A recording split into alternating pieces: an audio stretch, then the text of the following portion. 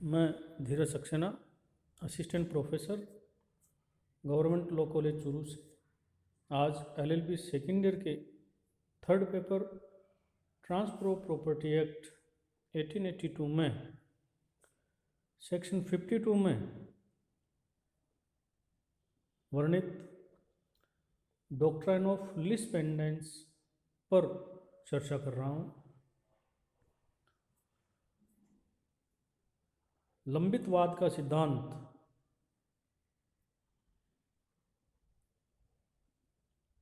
धारा 52 में वर्णित है। इस अधिनियम के लागू होने से पूर्व ही इंग्लिश विवाद बेलामी बनाम सेवन के वाद में 1857 में ही यह सिद्धांत न्यायालय के द्वारा लागू कर दिया गया था। लंबितवाद का सिद्धांत से अर्थ यह है कि जब भी कोई संपत्ति संबंधी विवाद न्यायालय में पेंडिंग हो, विचाराधीन हो, तो उस विवाद पर न्यायालय का अंतिम निर्णय आने से पूर्व यथा स्थिति जो है वो बनाए रखी जानी चाहिए। अर्थात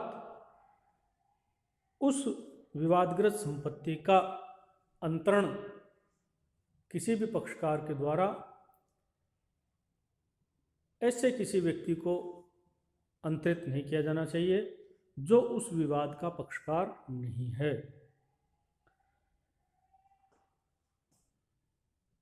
और यदि कोई अंतरण इस दौरान कर दिया जाता है जबकि न्यायालय का अंतिम निर्णय नहीं आया हो, तब इस तरह का अंतरण न्यायालय के निर्णय के अध्ययन रहेगा। यह व्यवस्था बेलामी वर्सेस सेवन के विवाद में निर्णित की गई थी। भारत में यदि हम बात करें तो फैयज हुसैन बनाम प्राग नारायण का विवाद है जो 1907 में प्रिवी काउंसिल के द्वारा निर्णित किया गया था और इसमें बेलामी वर्सेस सेवन के विवाद के निर्णय का अनुकरण किया गया था। और यह निर्णित किया गया था कि यह जो सिद्धांत है वह लोकनीति पर आधारित है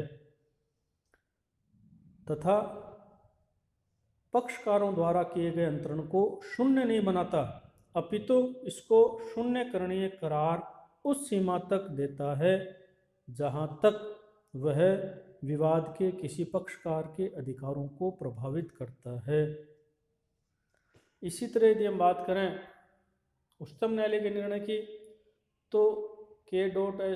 अश्वत्थानायन बनाम कर्नाटक राज्य का 2014 में उच्चतम न्यायालय के द्वारा दिया गया निर्णय है जिसमें लंबितवाद के सिद्धांत को साम्यिक सिद्धांत निर्णित किया गया था और यह तय किया गया था कि यह सिद्धांत वाद के पक्षकारों को वादग्रस्त संपत्ति के समव्यवहार से रोकता तो नहीं है, किंतु अंतरण के पक्षकारों के अधिकार वाद में पारित डिक्री के अध्ययन होते हैं। तो यह जो लंबितवाद का सिद्धांत है यह लैटिन कहावत है, एक उट लिटे एंडेंट निहिल इनोवेटुर, इस लैटिन मैगजिम पर यह सिद्धांत जो है वो आधारित किया हुआ है। अगर हम धारा 52 के सिद्धांत के आवश्यक तत्व या शर्तों की बात करें तो इस सिद्धांत के लागू होने के लिए सबसे पहली आवश्यक शर्त है कि न्यायालय में कोई वाद या कार्यवाही लंबित होनी चाहिए। अर्थात अगर कोई अचल संपत्ति संबंधी विवाद न्यायालय में चल रहा है तो यह धारा लागू हो जाएगी।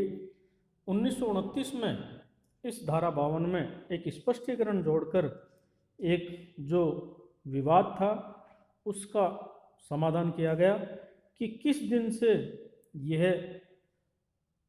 कार्रवाई प्रारंभ हुई यह मानी जाए। तो धारा 52 में स्पष्टीकरण में यह तय किया गया कि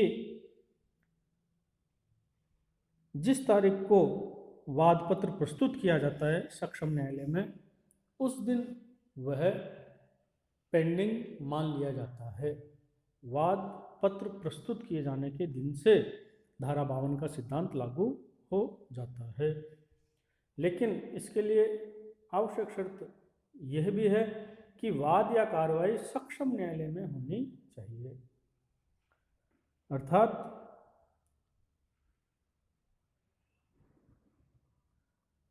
निम्न न्यायालय में वाद या कार्रवाई जो सिविल प्रक्रिया संहिता 1908 में वर्णित अधिकारिता रखने वाला न्यायालय होता है उसमें वह विवाद प्रस्तुत कर दिया जाना चाहिए। यद्यपि अधिकारिता रखने वाले से उच्चतम न्यायालय में यदि विवाद प्रस्तुत कर दिया गया है तो भी वह वाद या कार्रवाई लंबित मान ली जाती है। लेकिन अधिकारिता विहीन न्यायालय में यदि कोई विवाद प्रस्तुत किया गया है तो वह धारा 52 के सिद्धांत के अंतर्गत कार्रवाई लंबित नहीं मानी जाएगी। इसी तरह यदि हम बात करें तो तीसरा आवश्यक शर्त है वाद या कार्रवाई दुस्संधिपूर्ण न होना। दुस्संधिपूर्ण कल्यूजन जो है वो आप जानते हैं, आपने पिछले साल भी इसके बारे में हिंदू विधि में और अन्य विधियों में पढ़ा है। दुस्संधिपूर्ण वह कार्रवाई मानी जाती है जब विवाद के दोनों पक्षकार न्यायालय से बाहर पहले से ही मिली भगत करके पहले से ही कोई समझौता करके और फिर न्यायालय में विवाद दायर करते हैं तो न्यायालय या विधि को धोखा देने के आशय से या कपट करने के आशय से अगर वह कार्रवाई प्रस्तुत की गई है तो धारा 52 का सिद्धांत लागू नहीं होता है। इसी तरह यदि हम बात करें तो चौथा आवश्यक तत्व है अचल संपत्ति विषयक कोई अधिकार प्रत्यक्षतः एवं विनिर्दिष्ट होना। अर्थात जो वाद या कार्रवाई सक्षम न्यायालय में प्रस्तुत की गई है उसमें अचल संपत्ति विषय का कोई अधिकार प्रत्यक्षतः एवं सार्थः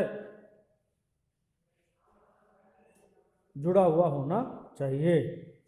अब अचल संपत्ति संबंधी विवाद कौन से माने जा सकते हैं तो इसमें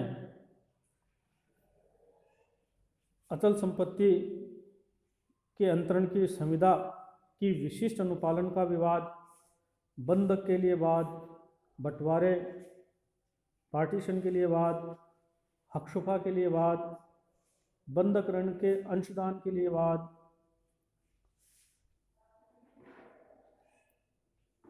मकान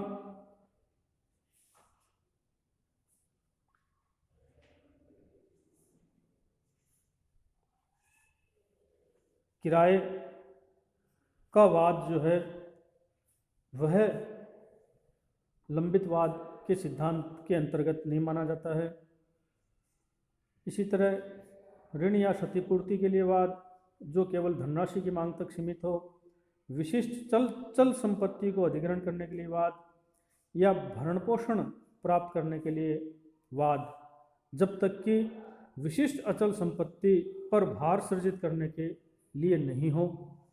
तो ये 4 विवाद जो हैं वो धारा 52 के क्षेत्राधिकार के अंतर्गत नहीं आते हैं।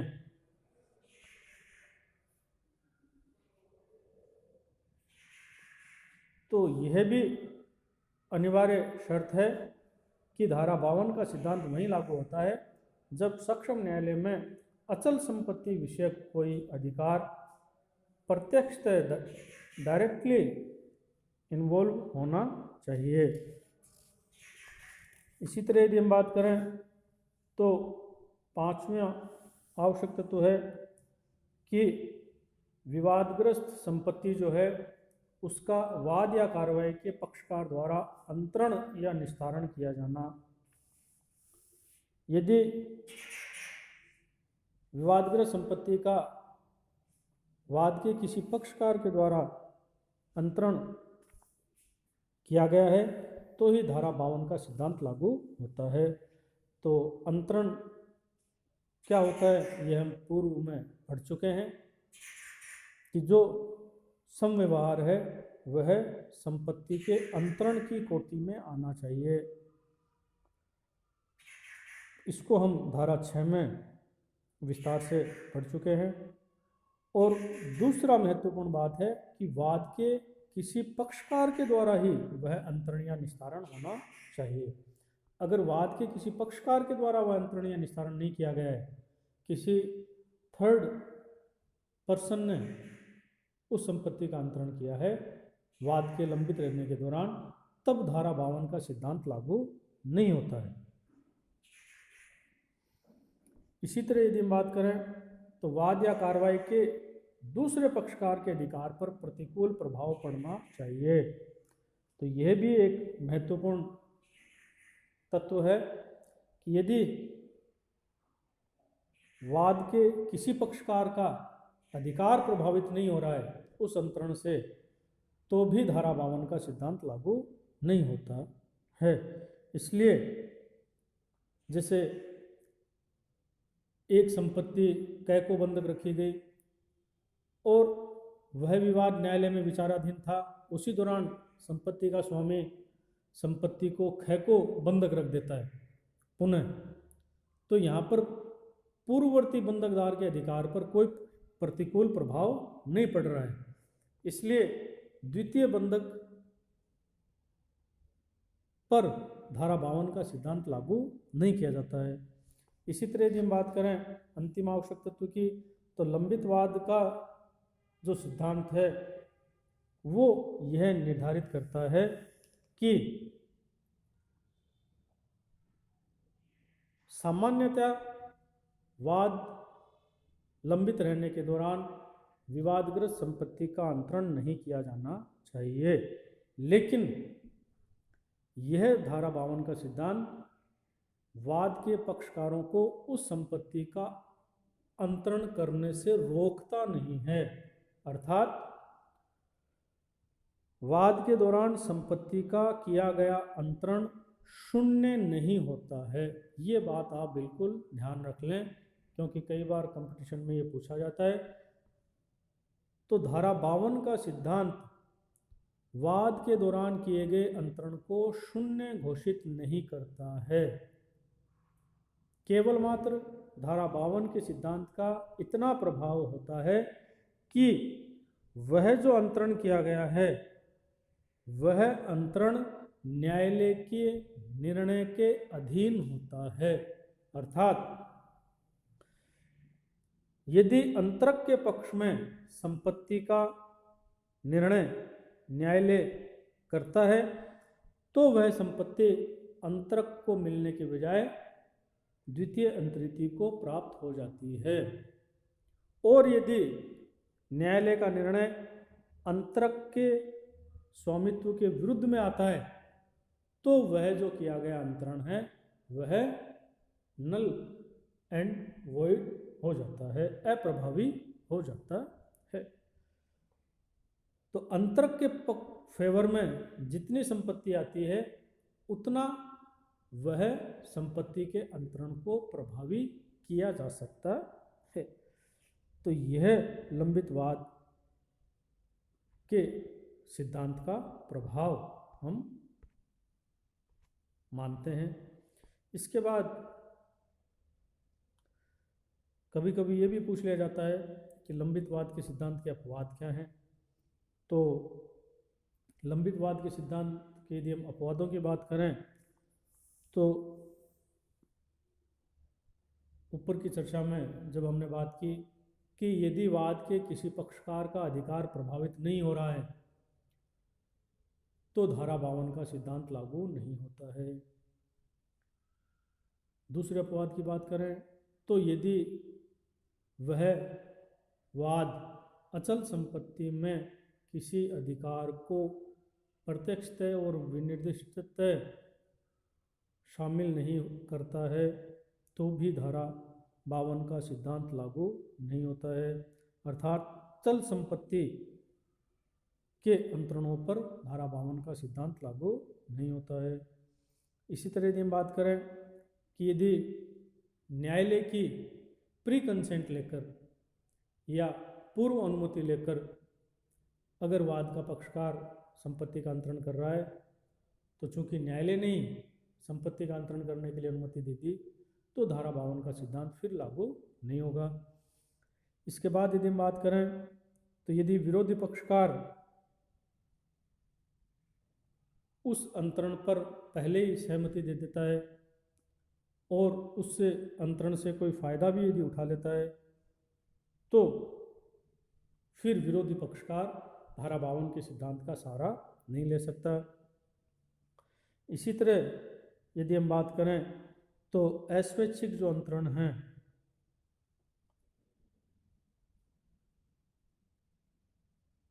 उन पर पहले यह